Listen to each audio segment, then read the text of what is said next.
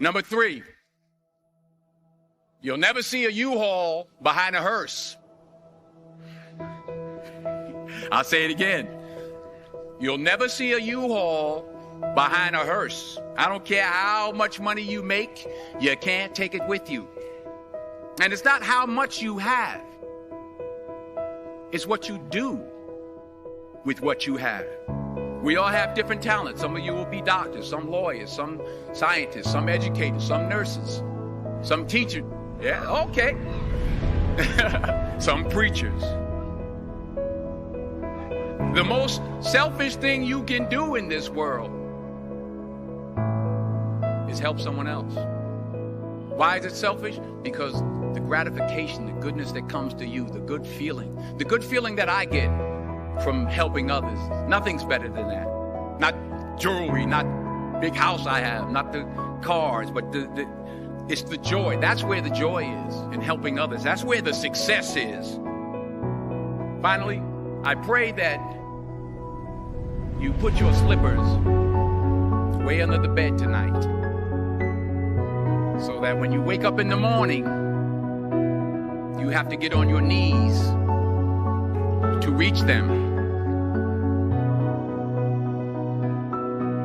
And while you're down there, say thank you for grace. Thank you for mercy. Thank you for understanding. Thank you for wisdom. Thank you for parents. Thank you for love. Thank you for kindness. Thank you for humility. Thank you for peace. Thank you for prosperity. Say thank you in advance for what's already yours. It's how I live my life. That's why I am. One of the reasons why I am today. Say thank you in advance for what is already yours. True desire in the heart for anything good is God's proof to you, sent beforehand to indicate that it's yours already. I'll say it again.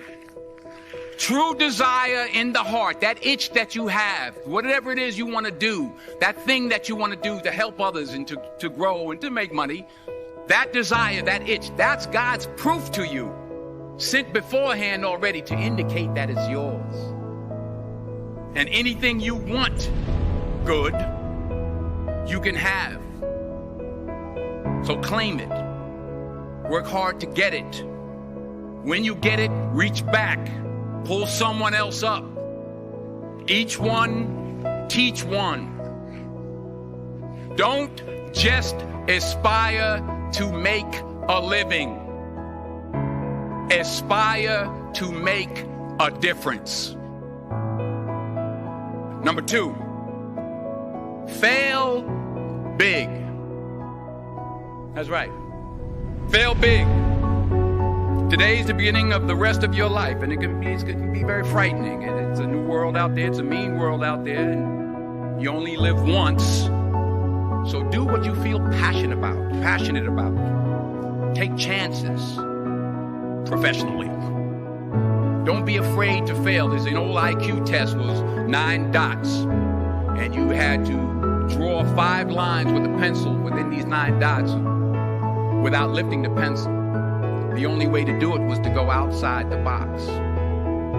So don't be afraid to go outside the box. Don't be afraid to think outside the box. Don't be afraid to fail big, to dream big. But remember, dreams without goals are just dreams, and they ultimately fuel disappointment. So have dreams, but have goals. Life goals, yearly goals, monthly goals, daily goals. I try to give myself a goal every day. Sometimes it's just to not curse somebody out.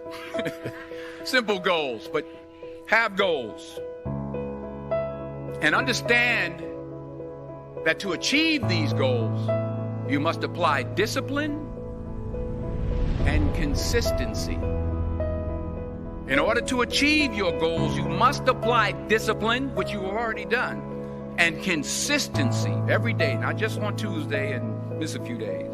You have to work at it every day. You have to plan every day. You've heard the saying, we don't plan to fail, we fail to plan. Hard work works. Working really hard is what successful people do. And in this text, tweet, twerk world that you've grown up in, remember, just because you're doing a lot more doesn't mean you're getting a lot more done. Remember that. Just because you're doing a lot more doesn't mean you're getting a lot more done. Don't confuse movement with progress. My mother told me, she said, yeah, because you can run in place all the time and never get anywhere. So continue to strive, continue to have goals, continue to progress. Number one, put God first. Put God first in everything you do. Everything that you think you see in me, everything that I've accomplished, everything that you think I have, and I have a few things, everything that I have is by the grace of God. Understand that. It's a gift. 40 years ago, March 27th, 1975, it was 40 years ago, just this past March, I was flunking out of college. I had a 1.7 grade point average. I hope none of you can relate. I had a 1.7 grade point average. I was sitting in my mother's beauty shop. They still call it beauty shop now? What they call it now? Yeah, I was sitting in the beauty parlor. I was sitting in my mother's beauty parlor, and I'm looking in the mirror, and I see behind me this woman under the dryer.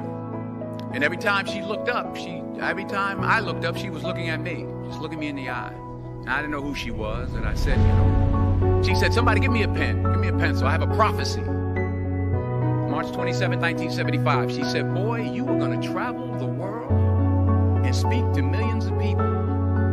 Now, mind you, I was flunked out of college. I'm thinking about joining the army. I didn't know what I was going to do, and she's telling me I'm going to travel the world and speak to millions of people. Well, I have traveled the world, and I have spoke to millions of people.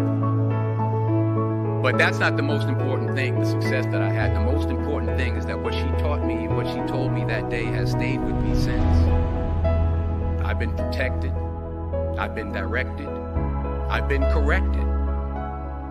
I've kept God in my life, and it's kept me humble. I didn't always stick with him, but he always stuck with me. So stick with him in everything you do. If you think you want to do what you think I've done, then do what I've done and stick with God.